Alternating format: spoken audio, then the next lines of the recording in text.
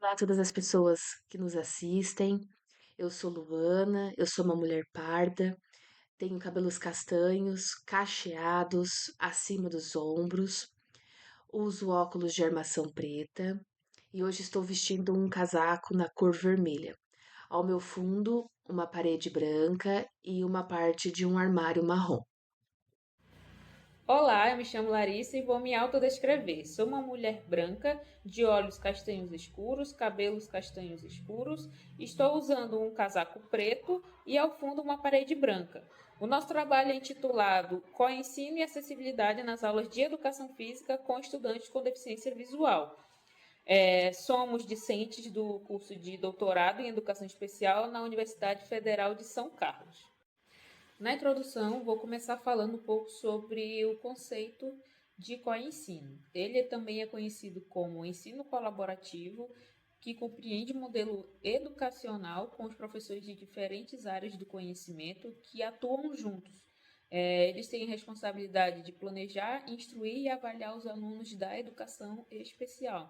E nesse trabalho vamos explorar um pouco como foi que se desenvolveu esse trabalho colaborativo com o professor da disciplina de Educação Física, levando em consideração as dimensões da acessibilidade, que são arquitetônica, comunicacional, metodológica, instrumental, programática e atitudinal.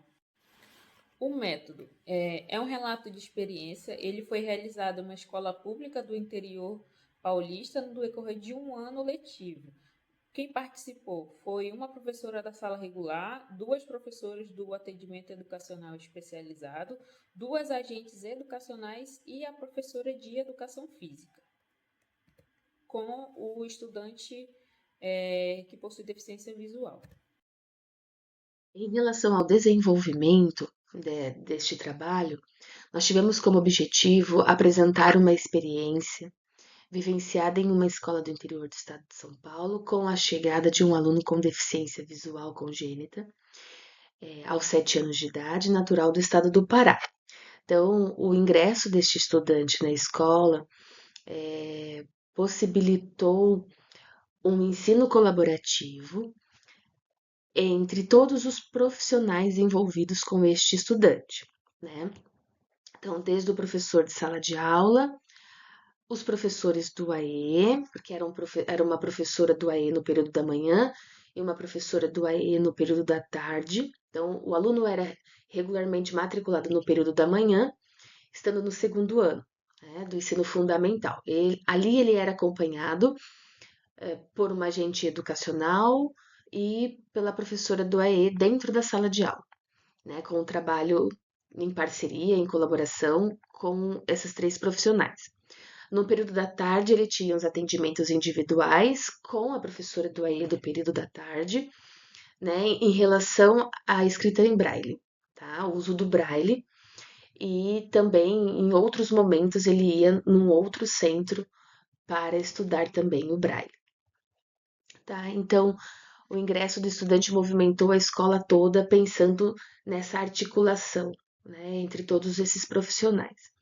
Diante da avaliação inicial, né, foi possível identificar os conhecimentos prévios desse aluno, e aí então foi possível identificar que ele apresentava muitas defasagens em relação à escrita, aos próprios conteúdos esperados para o segundo ano, para a idade dele. Né?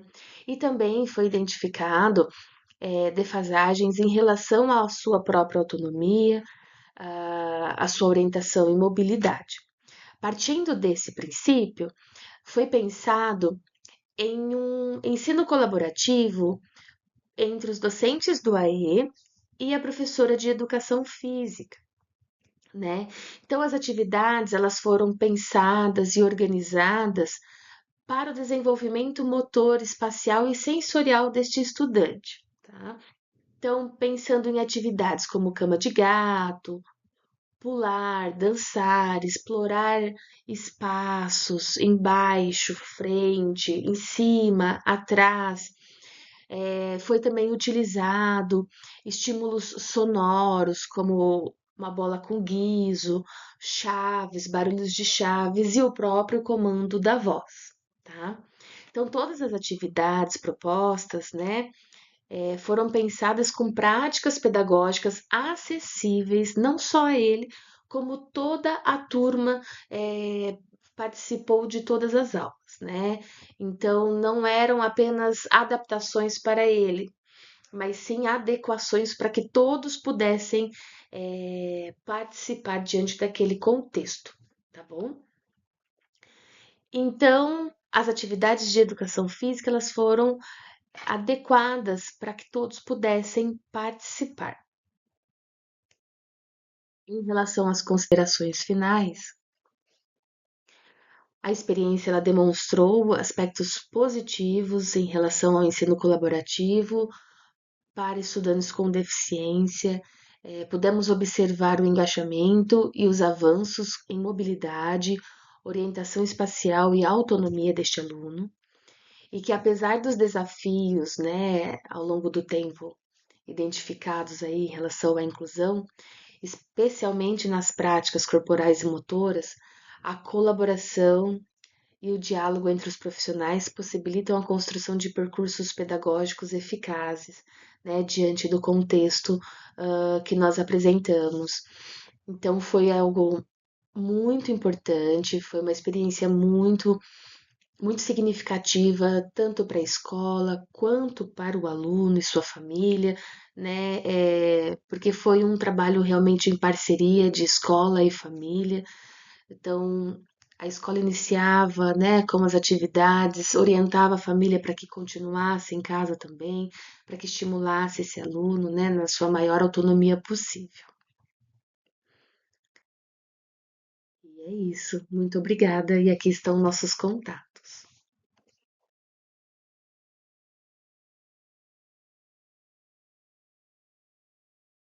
Olá, tudo bem com você? Eu espero que sim.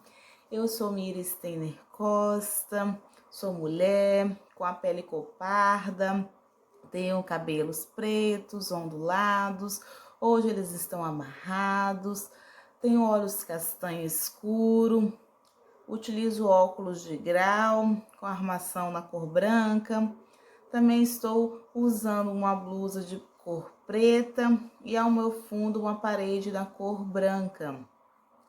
Venho apresentar o trabalho intitulado Diálogos e Formação Continuada em Trabalho Colaborativo, um relato de experiência. Tem por eixo temático 1, ao que corresponde ensino colaborativo, colaboração e coensino.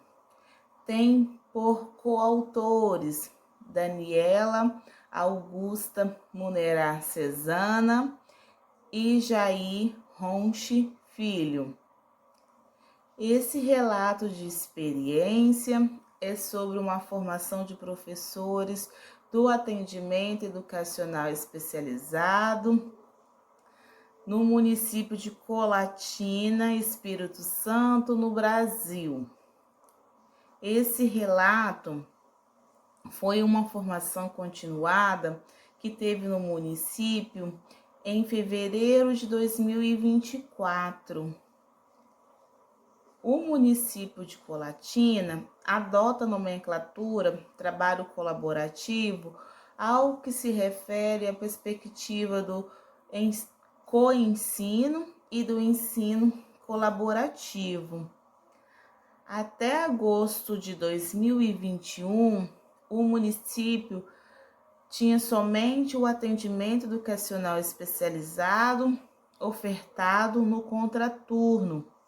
A partir de agosto de 2021, o município adota, juntamente com o atendimento colaborativo, o trabalho colaborativo com esse professor do atendimento educacional especializado.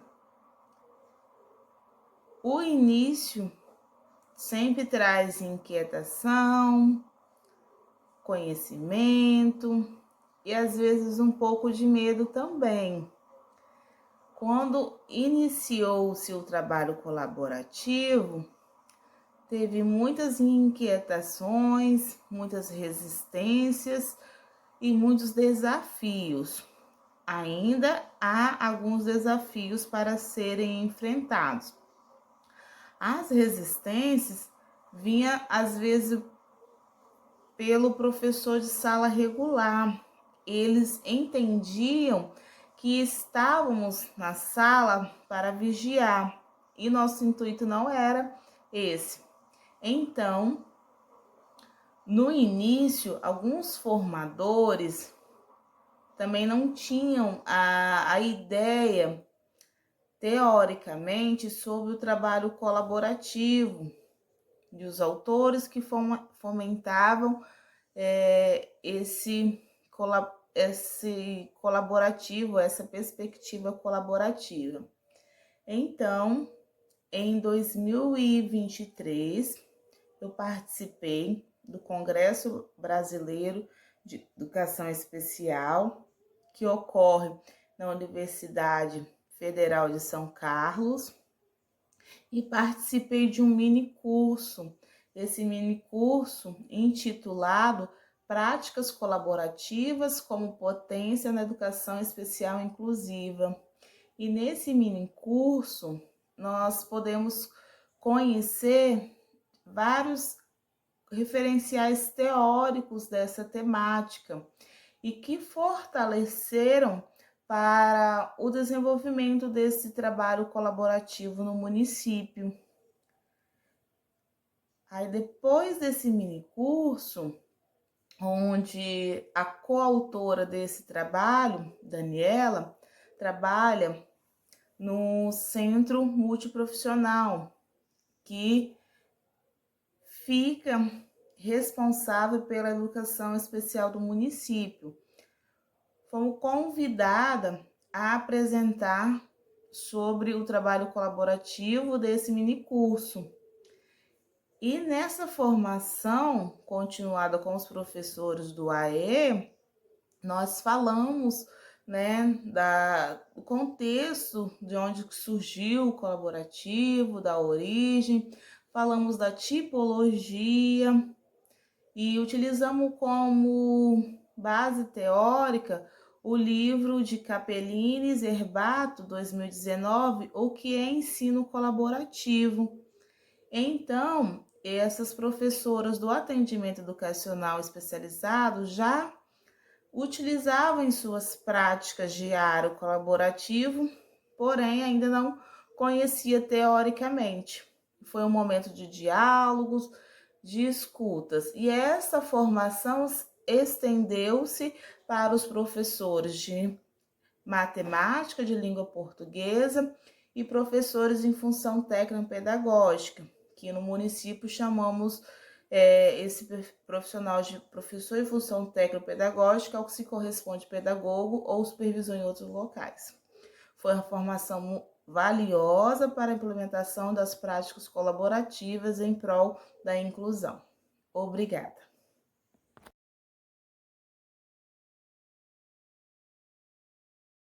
Olá, tudo bem com você? Eu sou a Mira Steiner Costa, sou mulher, com a pele anacoparda, tenho cabelos pretos, ondulados, hoje eles estão amarrados, tenho olhos castanhos escuros, utilizo óculos de grau, com armação branca, também utilizo uma blusa preta e ao meu fundo tem uma parede na cor branca. Venho apresentar o trabalho intitulado O Trabalho Colaborativo como Aposta para a Desmedicalização, um relato de experiência na 5ª Conferência em Barcelona. Esse relato de experiência é sobre um trabalho apresentado nessa 5ª Conferência em Barcelona, em novembro de 2024. Esse trabalho foi uma parte da pesquisa de mestrado intitulada o trabalho colaborativo como ferramenta desmedicalizante. Foi apresentado em formato de pôster e nesse trabalho e nessa apresentação nós podemos dialogar com os demais países sobre a escolarização dos estudantes público-alvo da educação especial. E esse trabalho tem por intuito problematizar esses discursos medicalizantes em torno destes estudantes e também, por ora, sabemos que estes discursos atravessam também o atendimento educacional especializado. Então,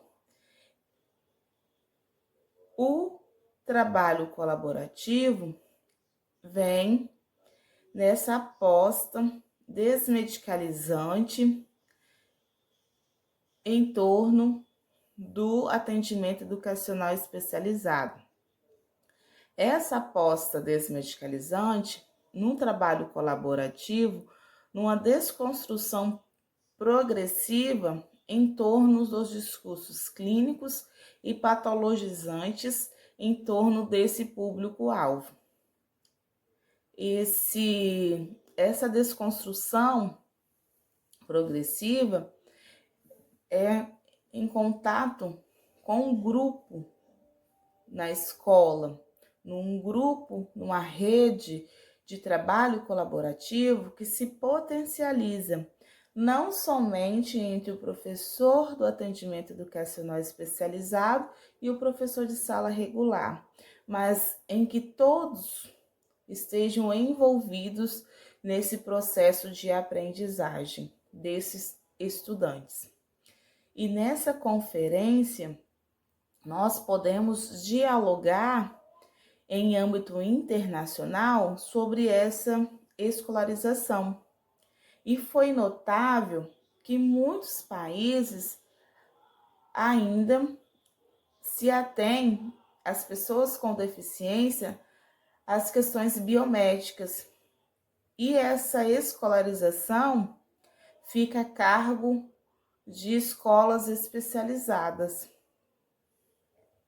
Então, para além do atendimento educacional especializado, nós pensamos essa proposta de trabalho colaborativo como uma possibilidade de desmedicalização e colaboramos com o que se afirma Mello na perspectiva crítica de desvencilhar as questões clínicas em torno destes estudantes. E nessa conferência foi notável também que dos trabalhos apresentados, apenas um se assemelhava à perspectiva colaborativa defendida por Capellini, Pereira, sobre as práticas colaborativas com os profissionais do AE e o professor de sala regular, pensando em estratégias didáticas em torno da aprendizagem destes estudantes.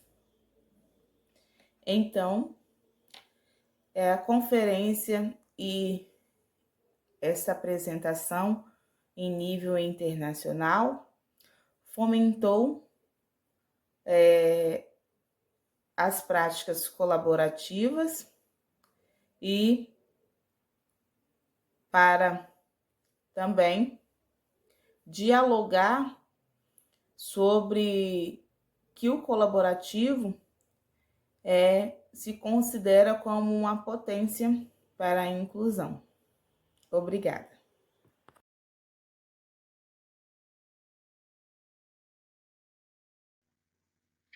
Meu nome é Alexandra Cidade Galvão Queiroz, sou uma mulher preta de pele clara, uso óculos, cabelos até o ombro, estou usando 2 brincos, argola, material dourado, pequeno.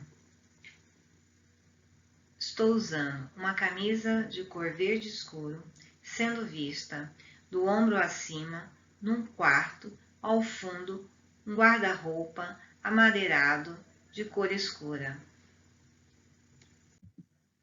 Entrelaços entre o ensino colaborativo e os saberes fazeres junto aos estudantes com autismo em uma perspectiva de inclusão é o meu relato de experiência. Eixo temático 1, ensino colaborativo. Alexandra Sudário Galvão Queiroz é a autora, Sandra Cordeiro de Mello, coautora. Introdução. Esse relato de experiência visa compreender os possíveis entrelaços entre o ensino colaborativo e os saberes e fazeres voltados de atendimento ao estudante com transtorno espectro autista, TEA. Na primeira etapa, o ensino fundamental, tangenciados a uma perspectiva de inclusão e educação. Questão. Quais são os limites e o potencial do ensino colaborativo se constitui enquanto uma abordagem de diálogo com a perspectiva da inclusão e educação? Nesse ensejo, a Escola Profissional de Educação deve possibilitar, segundo a visão de Mello e Santiago, 2018, práticas pedagógicas que precisam estar associadas à construção de novos valores, concepções e crenças, culturas e de políticas institucionais que se esforcem para efetuar o direito à educação. Objetivo: narrar a percepção dos professores sobre a dinâmica do ensino colaborativo e como ele pode intervir no processo de aprendizagem dos estudantes com TEA e dos demais neurotipos que, porventura, manifestem dificuldades no seu desenvolvimento escolar. Justificativa: se deve ao fato que trabalho há mais de 9 anos em colégio de aplicação da cidade do Rio de Janeiro como professor de atendimento educacional especializado AE na abordagem do ensino colaborativo junto aos estudantes com TEA. Justificativa: além disso, grande parte do aparato teórico trata da inserção de propostas referentes à dinâmica do ensino colaborativo se concentra em discussões voltadas ao ensino especial, ou seja, concentrados no atendimento às deficiências, o que se distingue da perspectiva que acreditamos e defendemos, isto é, a inclusão enquanto processo. Metodologia. Esse artigo constitui-se como um relato de experiência da natureza descritiva e reflexiva, fundamentado na prática docente desenvolvida entre os meses de agosto a dezembro de 2024, em um colégio de aplicação do Estado do Rio de Janeiro, junto a alunos dos anos iniciais de ensino fundamental. Metodologia. A experiência foi vivenciada no contexto das aulas do núcleo comum com 2 professoras regentes, a professora do AE na sala de aula com as disciplinas da língua portuguesa, ciências humanas, ciências da natureza e matemática com a turma do 2º ano. As ações do ensino colaborativo se deram por meio de planejamentos semanais, onde os professores do núcleo comum de matemática e ciência da natureza se reuniam periodicamente, ou seja, uma vez por semana às terças-feiras por 2 horas. A professora do núcleo comum de língua portuguesa e ciências humanas também se reuniam com periodicidade, sendo uma vez por semana, mas às sextas-feiras. Acrescentando que os colégios de aplicação administrados pelas universidades públicas de ensino distribuem a carga horária dos professores do AE, contendo especialista para o atendimento público de educação especial, com 24 tempos em sala de aula, e os outros 12 tempos são distribuídos para planejamento e reuniões tanto responsáveis do público da educação especial quanto os demais estudantes da sala de aula, na produção de materiais didáticos, reuniões do setor e geral. Durante as aulas, sempre tinha uma professora regente do núcleo comum e a professora da E, que eram responsáveis por todos os estudantes. Nessa sala de aula existia um estudante com TEA nível 1 e um estudante com transtorno de déficit de atenção TDAH, e mais 2 estudantes em investigação. Na regência das aulas, houve momentos em que o docente do AE fazia leitura de rodas de conversa, ministrava aulas das diferentes disciplinas, resolvia conflitos dos estudantes e sempre circulava em sala para auxiliar nas explicações dos conteúdos. Durante as provas, os estudantes sempre colocavam o nome das 2 professoras, como nos exercícios em folhas. Todos os estudantes demonstravam igual respeito pelas 3 professoras. A fundamentação teórica. As práticas realizadas, segundo a abordagem do ensino colaborativo, surgiram como alternativa aos modelos de sala de recursos, classes especiais ou escolas especiais, somente para responder às demandas das práticas de inclusão escolar dos estudantes do público-alvo da educação especial. Mendes et al., 2014. Tal estratégia caracterizava na dinâmica de inclusão escolar, que envolve a colaboração entre professores de ensino comum e professores de atendimento educacional especializado, sendo uma das propostas de apoio, na qual um professor comum e um professor especializado dividem a responsabilidade de planejar, instruir e avaliar o ensino dado a um grupo heterogêneo de estudantes, Peralonga 2014. Assim, a dinâmica do ensino colaborativo tem o objetivo de dividir responsabilidades e relações dos processos de ensino-aprendizagem, considerando especialidades, ritmos e estilos de vida, aprendizado. O objetivo é favorecer o acesso ao aprendizado de todos, inclusive os alunos com deficiência, dentre os quais estão os estudantes com TEA. Segundo Muniz e Galvani, 2020, para instaurar uma atuação colaborativa é preciso que os professores compartilhem os mesmos objetivos e possam planejá-los em conjunto. Além disso, o ensino colaborativo permite aos estudantes possam ser compreendidos em diferentes aspectos, biológicos, psicológicos e sociais, além das especialidades de cada um, priorizando o ensino-aprendizagem e a inclusão efetiva. Urban et al. 2020. Para finalizar, é importante destacar que o ensino colaborativo requer novos estudos visando remodelar as políticas públicas na relação com órgãos governamentais e mostrando atender às demandas dos estudantes públicos de educação especial. Considerações finais. O relato de experiência explica como é possível que a dinâmica do ensino colaborativo seja dimensionada à de inclusão dos saberes e fazeres dos estudantes com TEA em uma classe regular. O ensino colaborativo contribui para a ressignificação das ações e outros modos de se pensar e fazer, e reconstruir a inclusão na educação, entendendo a escola como espaço que contribui no desenvolvimento global dos sujeitos. Referências.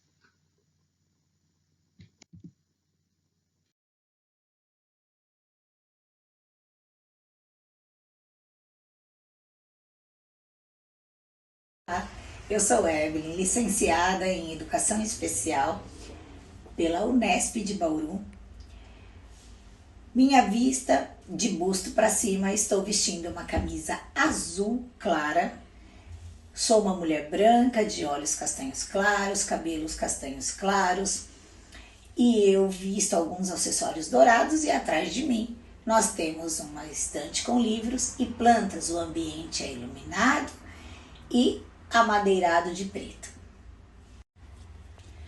Nessa apresentação, eu compartilho com vocês um trabalho sobre o acampamento, onde reúne a família, a escola, a autonomia, o externo, as vivências no processo de inclusão escolar dos alunos com transtorno do espectro autista, vinculado no eixo temático do ensino colaborativo, colaboração e co-ensino.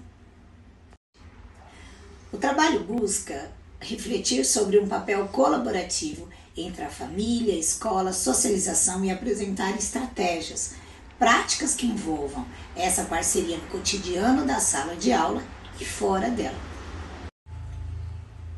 O cenário da educação inclusiva exige cada vez mais a articulação entre diferentes sujeitos. No caso dos alunos com TEA, essa parceria entre a escola e a família torna-se indispensável para garantir a permanência, a aprendizagem e o bem-estar do aluno.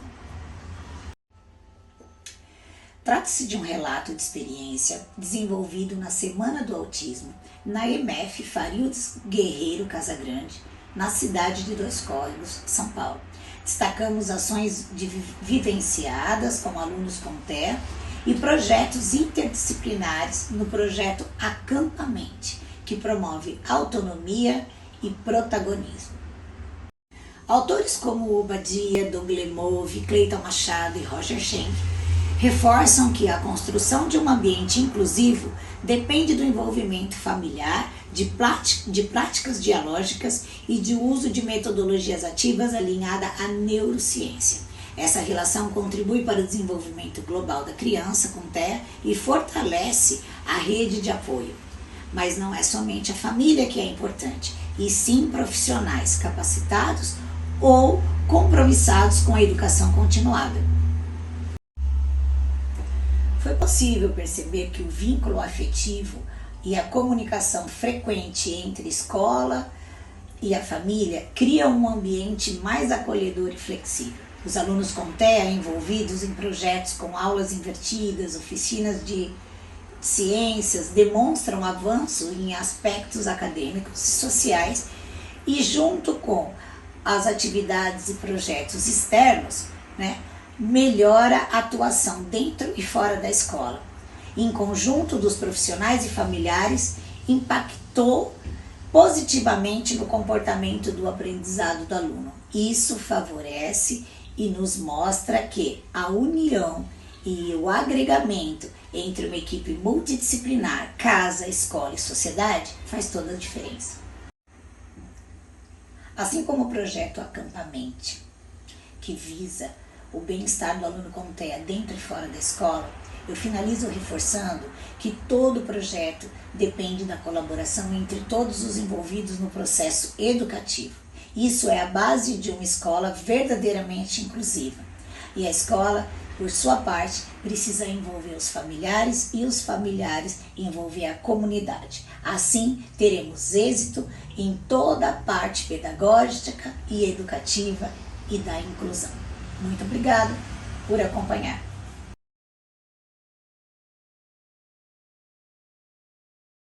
Olá, eu sou a professora Ângela Ornes da Trindade, mestranda do Programa de Pós-Graduação em Educação Inclusiva, PROFEI, da Universidade Estadual de Ponta Grossa. Sou vista de ombros para cima, sou uma mulher parda, cabelo liso, longo, castanho e solto. Tenho olhos castanhos. Uso camisa laranja e preta e brincos de pérola. Atrás de mim, há uma parede branca. O nosso trabalho tem como título Rede de Apoio no Suporte ao Professor da Educação Inclusiva, um relato de experiência da Escola Municipal Integral Nossa Senhora do Rossio, eixo temático Ensino Colaborativo, Colaboração e Coensino. As autoras, mestranda Ângela Ornes da Trindade e professora doutora Helenice Parisi Foltran. O nosso trabalho, ele relata sobre a educação inclusiva como uma garantia de assegurar a todos o direito à aprendizagem em igualdade de condições, trazendo os desafios significativos desta modalidade de ensino à prática docente. Com o aumento da presença de estudantes público-alvo da educação especial nas salas comuns, faz-se necessário adaptações curriculares, formação continuada e suporte institucional. Neste contexto, que trazemos a rede de apoio, que é formada por uma equipe multiprofissional que emerge como suporte à escola e com uma estratégia para apoiar o trabalho do professor regente. Esta equipe é formada por fonoaudiólogo, psicólogo, terapeuta ocupacional, psicopedagogos, que em um trabalho colaborativo unem esforços para promover o atendimento integral dos estudantes. Este relato, ele descreve a experiência vivida por mim, professora do primeiro ano do ensino fundamental, em uma escola municipal de tempo integral, situada em uma área de vulnerabilidade social, e reflete sobre o papel da rede de apoio no fortalecimento da educação inclusiva. A metodologia ação possibilitou, portanto, compreender os limites estruturais e relacionais enfrentados pela escola na efetivação da inclusão, ao mesmo tempo em que evidenciou que o fortalecimento das redes de apoio favorece o desenvolvimento integral do estudante, ao passo que diminui o sentimento de isolamento e a insegurança do professor regente. A coleta de dados deste estudo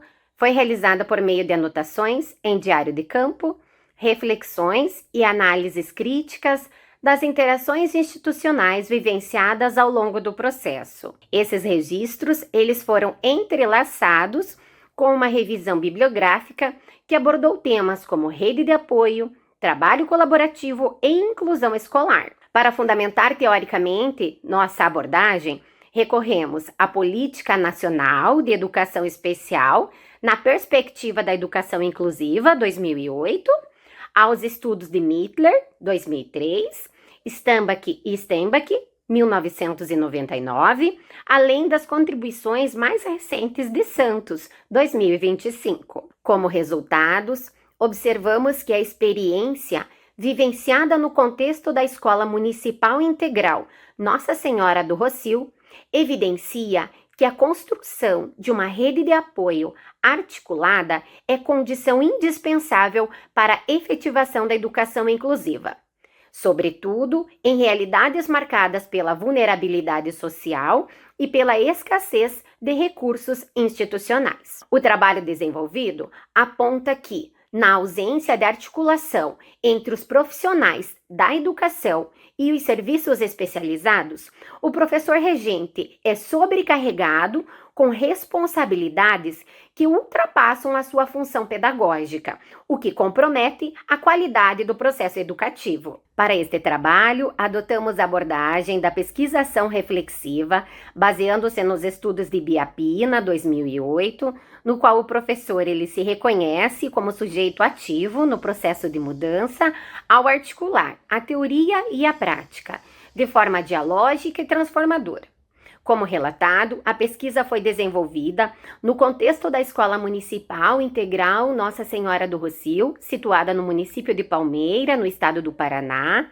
Esta escola ela atende majoritariamente estudantes oriundos de comunidades com dificuldades estruturais, histórico familiar de baixo desempenho escolar e a presença significativa de alunos com deficiência. Como autora deste relato, professora, regente e mestranda do Programa de Pós-Graduação em Educação Inclusiva, o PROFEI, apresento um olhar investigativo baseado na prática cotidiana e na minha formação acadêmica. Os dados obtidos, ancorados nos registros reflexivos e no diálogo com a literatura, demonstram que uma rede de apoio efetiva requer mais do que a presença física de profissionais especializados.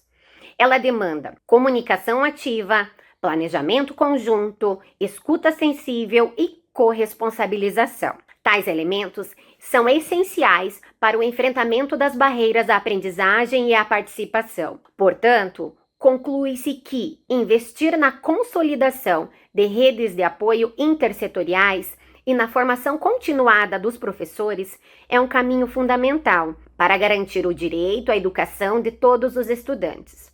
O relato também reforça que é por meio da valorização das experiências docentes, da partilha de saberes e da articulação entre teoria e prática que se constroem possibilidades reais de uma escola inclusiva, democrática e socialmente justa. Este olhar, neste momento, ele se direciona às vivências e às observações realizadas no contexto escolar, que me permite identificar a sobrecarga dos docentes frente às exigências da inclusão, bem como a desarticulação entre os profissionais da educação e os serviços especializados ofertados pela rede municipal.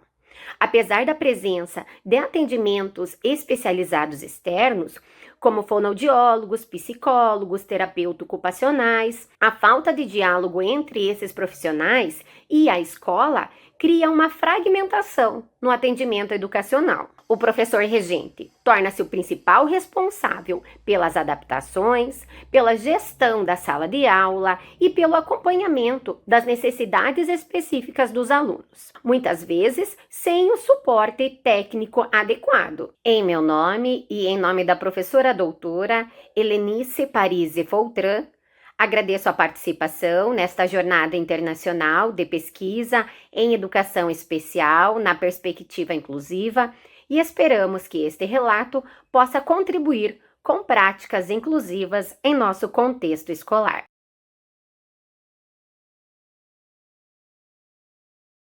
Olá, eu me chamo Luana, sou mestranda do programa de pós-graduação em Psicologia do Desenvolvimento e Aprendizagem. Sou uma mulher branca, de cabelos lisos e loiros, olhos claros, pele clara. Estou usando um óculos de aro grosso, na cor azul, um batom mais ou menos salmão e uma blusa de tricô também na cor salmão. O trabalho que eu vou apresentar constitui um relato de experiência, cujo título é Supervisão de Auxiliares Pedagógicos na Perspectiva Inclusiva, um relato de experiência dentro do eixo temático 1, Ensino Colaborativo, Colaboração e Coensino. Destaco também que estão aí como coautoras desse trabalho as professoras Rejane da Silva Barbosa e Vera Lúcia Messias Fialho Capellini. Esse relato de experiência visa narrar a experiência como supervisora de bolsistas, vinculados ao projeto Construindo Escolas com Práticas, Políticas e Culturas Mais Inclusivas. Esse projeto ele é um convênio estabelecido entre a Unesp Bauru e diversas cidades do interior paulista. Neste relato, eu narro o período do ano letivo de 2024, né, no acompanhamento desses bolsistas, que são auxiliares pedagógicos. E o objetivo, então, é descrever a supervisão de auxiliares pedagógicos que atuam em escolas municipais do interior paulista. Como fundamentação teórica desse relato, eu trago a Lei 13.146 de 2015, fundamentando principalmente no artigo 28, inciso 17. Também, né, trago aí as autoras Capellini e Zerbato, que vão falar a respeito da educação especial, da educação inclusiva, do público-alvo da educação especial e do ensino colaborativo, dando ênfase principalmente na questão da permanência, participação e aprendizagem dos alunos público-alvo da educação especial. Como metodologia, nós temos, dentro desse relato de experiência, os participantes, que foram 13 auxiliares pedagógicos, que são bolsistas de graduação e pós-graduação. Dentre os cursos de graduação desses bolsistas, nós podemos apontar o curso de psicologia, licenciaturas como educação física, artes, entre outros, e também o curso de pós-graduação em educação especial e inclusiva. A supervisão foi realizada por uma mestranda em Psicologia do Desenvolvimento e Aprendizagem, sob a orientação da coordenadora do projeto. As reuniões foram realizadas semanalmente, os bolsistas eram então divididos em 2 turmas, cada reunião tinha cerca de 1 hora de duração, no formato online pelo Google Meet. Então, os bolsistas participavam de uma reunião semanal, sendo obrigatória a participação deles. Porém, para facilitar a questão da participação, foram então subdivididos em 2 grupos, né? Uma reunião acontecia às quintas e às terças, e a outra reunião então acontecia às quintas-feiras. A escolha dos temas debatidos nas reuniões, no primeiro semestre, esses temas foram escolhidos pela supervisão, e no segundo semestre, os próprios participantes sugeriram temas ali dos seus interesses. Os temas que foram trabalhados com esses bolsistas no primeiro semestre incluem educação inclusiva, a metodologia de aprendizagem colaborativa, saúde mental, os objetivos do desenvolvimento sustentável, os ODS. E no segundo semestre, de acordo aí com a indicação e sugestão dos participantes, foram trabalhados movimentos artísticos para pessoas neurodivergentes, o capacitismo, plano de ensino individualizado, a inclusão na educação infantil, atividades lúdicas, educação inclusiva e a comunicação escolar e o ensino colaborativo. Dentro dessas reuniões, elas eram divididas em 2 etapas. Na primeira etapa, então, era abordado o tema central da reunião, e na segunda etapa, os participantes poderiam, enfim, manifestar as suas dúvidas, falar sobre suas aflições ali, sobre seus desafios encontrados no dia a dia, não necessariamente vinculando ao tema que tinha sido debatido, né, o tema abordado, e era um momento em que eles poderiam ali ter uma conversa mais livre entre eles, com troca de experiências, inclusive.